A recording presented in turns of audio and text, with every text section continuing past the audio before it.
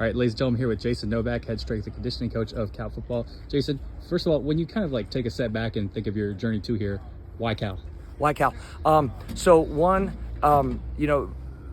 original piece that got me to know about the job was Coach Sermon. Actually, I coached Peter back at the Titans back in 2004 and 5 and everything like that. And then he reached out saying that the job was open. Had some great communications with Coach Wilcox, which kind of got deeper into, man, I really want to be here. Then I met with all of the coordinators on Zoom, and we had a great talk. And I was just like, man, the vision of what they wanted here, I was like, I'm in. And it's been wonderful. The players have been great. You know, the winter was about teaching them and kind of getting them up to speed of how we did things. And it's just been wonderful. The culture here and the way that Coach Wilcox runs this program and the support that he gives myself and my staff has been, it's unparalleled. Already so many different faces, both with the coaching staff and with the players. How do you get them to buy in? Because it's not necessarily linear. It's not necessarily the easiest thing to do in this age of college athletics. How have you managed to bridge that gap? Yeah, what we talked about the first day that I got to meet the team back in January, we said, let us worry about what we do. You guys just focus on how you do it. And what we asked was 100% of the time, we would make sure that it was safe, appropriate for the time of year, for the level of fitness that they had and the exercises that they were comfortable doing. But we couldn't lose a day. We had to attack each and every day. And so we really focused in the winter and the spring on how we did things. And then when we got to the summer, then it became, all right, now let's sharpen the sword. And it became a lot more specific and a little bit more detailed of the exercises that we did and some of the training programs that we operated on the field.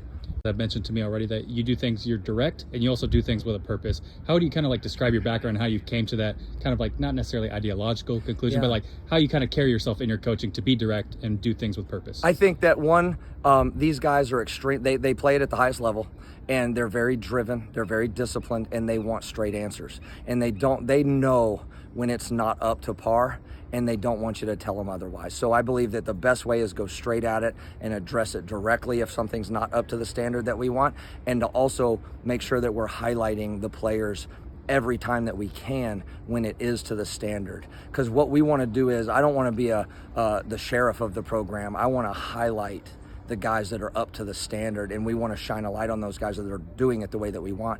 I would say for me, I was fortunate to spend some time in the NFL, and it's a much different beast working with those players because they're 23 to 35, 38 years old, and it was very individualized. And in watching that over the years, I was like, shoot, why wouldn't that work here? And at the college level, because you're trying to meet them where they are and melt in a recruiting class 25 to 30 different programs from high school and whatnot into one college program, and they're not all in the same place.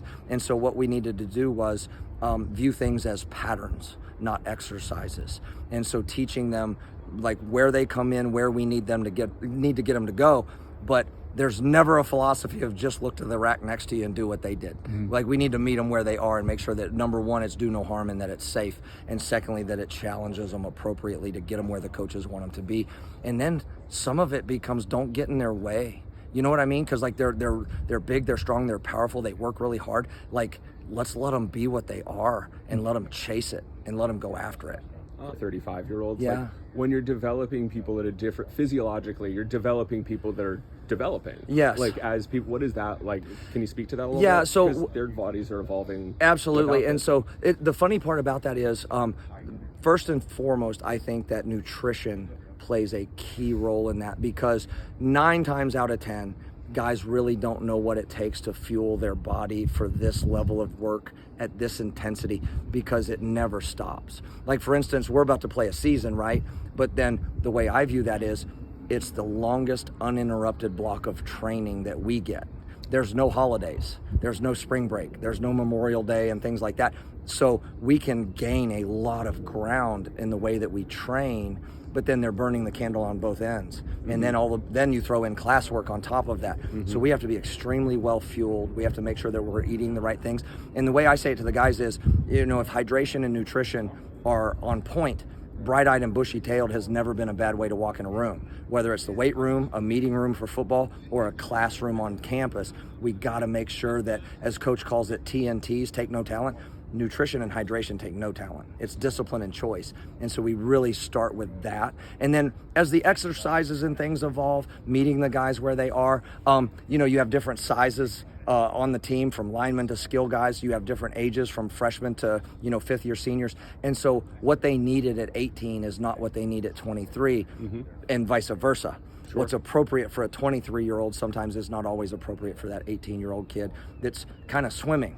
And this is big to him, and he's never been in this environment. And then you have guys that play multiple sports in high school that they just go from in-season to in-season, and they've never been in a, what do you mean we lift weights for 12 straight weeks with no right? That's new to them. So you can't just throw them in and tell them tread water. You got to teach them how to do that and make sure that it's leveled appropriately, that they can constantly gain and you don't have those setbacks. Or for me. Yes, sir. First one is, you've kind of seen the before and afters, and you've seen with your own background, physical offensive lines in the trenches. I think you're talking Michigan State, Central Michigan, yes. James Madison. It all starts up front. Have you kind of seen the discipline that you mentioned manifest itself here over the course of these first few months? Yeah, I would say, we've spent, the big thing that we've talked about with the team in general has been setting the example and then holding each other accountable. And so in a leadership situation, right, if guys that would say, I lead by example. Well, if you turn around and look and nobody's behind you, you're not leading anybody. You're just the good example. The next part to that was, now you have to hold people accountable to those standards that we've established that are important to this program. And so with that, O-linemen specifically, it's a completely different unit because nothing on offense can be successful without them.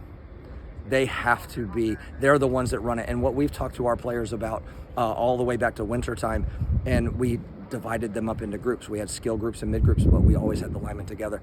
And it was, make no mistake, our organization goes how this group goes. You run this building, and you got to walk through this building like you believe that. And they've done a great job with that. That's from Coach Wilcox, Coach Anai, D-line coach, Coach Browning. I mean, they push that, and they give their guys the ability to be that in the way they practice. It's amazing. So our job is to foster that and help build that. And they say what they want their players to be, and our job is to deliver that by building it the way in their vision for their position. I know you've seen those before and after pictures with Daz and everyone else online. You've seen it. The world has seen it. Even Coach Wilcox had to text Daz and say, "What's going on over here?" How do you just describe kind of that phenomenon? And kind of you see that's your work right there, basically out on a grand stage. How do you kind of describe this whole situation?